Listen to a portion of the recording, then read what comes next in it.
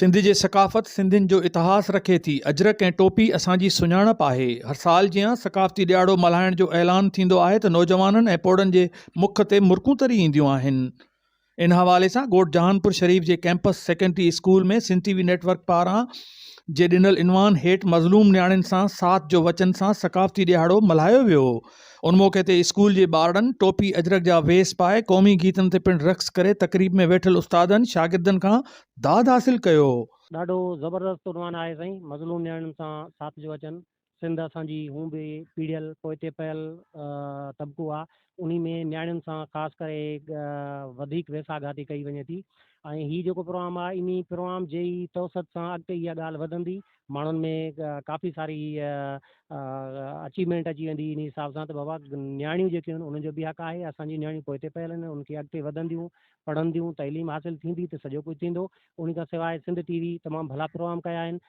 बहितरीनु उनवान आहे ऐं हक़ीक़त में ॾिठो वञे त असांजी सिंध में जेको आहे न्याणियुनि सां तमामु घणो ज़ुल्म जातियूं थियनि थियूं पियूं, जेकी अवां सिंध टीवी ते ख़ासि तौर ते जॾहिं फातिमा परोड़ो वारो केस हुयो तव्हां जेको आहे सभु काग भरा हुया हुए ऐं उन्हनि माण्हुनि खे तव्हां नक़ाब बेनक़ाब बि कयो ऐं इन सां ई जेको आहे असांजी जेको आहे सिंध तरक़ी करे सघे थी। जॾहिं असां न्याणियुनि खे जेको आहे ॿाहिरि निकिरणु ॾींदासीं, पढ़ण जी इजाज़त ॾींदासीं, जॾहिं हू ख़ुदि कफ़ील हूंदियूं, पंहिंजे पेरनि ते पाण बीहण जहिड़ियूं हूंदियूं, जॾहिं हू पाण जेको आहे कुझु कमाइण जहिड़ियूं हूंदियूं त घर खे बि सपोर्ट करे सघंदियूं, पंहिंजी फैमिली खे बि सपोर्ट करे सघंदियूं ऐं असांजे मुआशरे लाइ जेको आहे न उहो हिकिड़ो फ़ाइदेमंद क़दम हूंदो। तक़रीबन सकाफ़ती ॾियारे जे हवाले सां ऐलान कयो वियो आहे। उनजो जेको इनवान आहे मज़लूम न्याणियुनि सां साथ जो वचन, इनखे तव्हां कीअं था ॾिसो? साईं इहो बहितरीनु उनवान आहे सिंध टीवी वारनि जो, मज़लूम न्याणियुनि सां साथ जो वचन। असां इन खे एप्रिशिएट कयूं था ऐं असां वधि में वधि कोशिशि कंदासीं प्रोग्राम में शिरकत करण लाइ।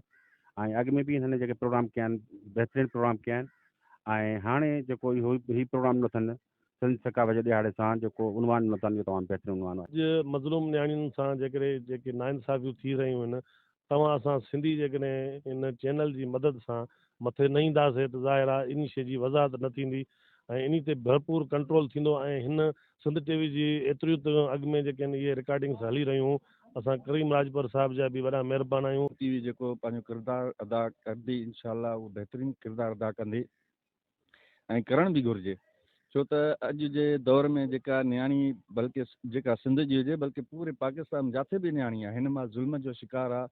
उन सां तमामु घणियूं ज़्यादतियूं थियनि थियूं, तरह तरह जूं ज़्यादतियूं थियनि थियूं। इहो इन करे थिए थो त माहौल असांजे मुआशरे में औरतुनि जे हवाले सां का बि अहिड़ी नॉलेज न ॾिनी वई आहे त औरतुनि जा केतिरा हक़ आहिनि। उन औरतुनि जे हक़ जे ॼाण न हुजण जे करे उन सां ज़ुल्म थिए थो।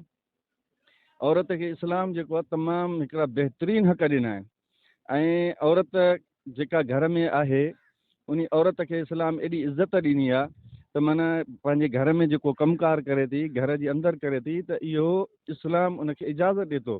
ज़िंदान उॾारे वेंदासीं, ज़ंजीर पघारे वेंदासीं, ज़िंदान उॾारे वेंदासीं, ज़ंजीर पघारे वेंदासीं। आ मरणो आहे हर माण्हू खे पर ईअं न मरदासीं, का आग लॻाए वेंदासीं, को ॿारनि ॿारे वेंदासीं। असीं पाकिस्तानी हुअण खां पहिरियों हिकु सिंधी आहियूं।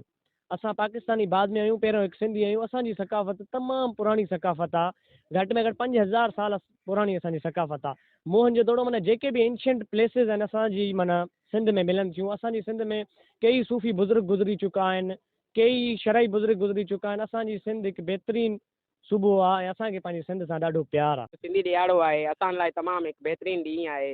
3 डिसंबर असांजे लाइ बहितरीनु ॾींहुं आहे। असां पाकिस्तानी हुअण खां पहिरियों असां पहिरियों सिंधी आहियूं ऐं असांखे इन लाइ इहा ख़बर पवे थी सकाफ़ती ॾियारो असांजे लाइ 5000 साल खां पुराणो आहे। कीअं कंध कपी तूं क़ैद करीं कंध कपी, असां हक़ जा नारा हणंदासीं, असां जीअं सिंध चवंदासीं। सिंध लाइ जीअंदासीं, सिंध लाइ मरंदासीं, जान ई ॾींदासीं, जीअं सिंध चवंदासीं, सिंध जिंद चवंदासीं। नाज़रीन, सकाफ़ती ॾियारो मल्हाइण जो मक़सदु पंहिंजी सकाफ़त खे उजागर करण सां गॾु मोहबतूं फैलाइण ऐं नफ़रतुनि जे ख़ात्मे लाइ ही अहिड़ो गस आहे जंहिं ते हलण सां मोहबतूं ऐं मुर्कुनि जा गुलाब समूरे माहौल खे पंजाइब सां वासे छॾींदा आहिनि। कैमरामैन टीम सां गॾु अशरफ बुखारी, सिंध टीवी न्यूज़, जहानपुर शरीफ़, मीरपुर माथेलो।